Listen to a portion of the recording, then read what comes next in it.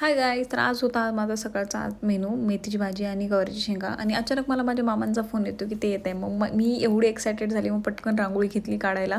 कारण की माझ्या मामाचं हे खूप छोट्या छोट्या गोष्टींवरती लक्ष असतं. मग जशी जमेल तशी फास्ट मी रांगोळी काढून घेतली. त्यात छान छान कलर्स वगैरे भरले.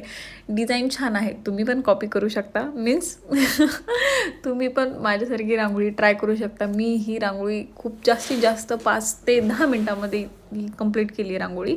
आणि त्यानंतर मग मी पटकन घेतली माझी बेडरूम वगैरे आवरायला. झाडून काढल्यानंतर पटकन बेडरूम ही फरशी वगैरे पुसून घेतली बेडरूमची.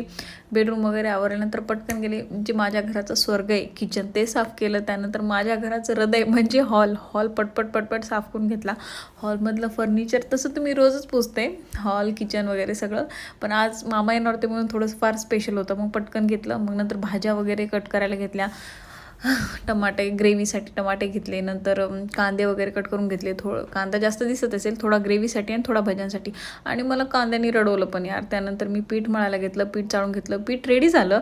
त्यानंतर पापड वगैरे कटआउट करून घेतले, कारण की ते तळायचे असतात. त्यानंतर मला कॉल आला आमच्या दादांचा, त्या हॉस्पिटलमधनं होते, त्यांची सलाईन संपली होती. मग मी पटकन त्यांना घ्यायला गेले सुनील रावांचं नाव घेऊन. आणि पोहोचले दादांजवळ. दादाला हॉस्पिटलमधनं रिसीव्ह केले. आता त्यांची तब्येत एकदम ओके, सगळं ओके, ऑल ओके, खूप छान तब्येत आहे आता.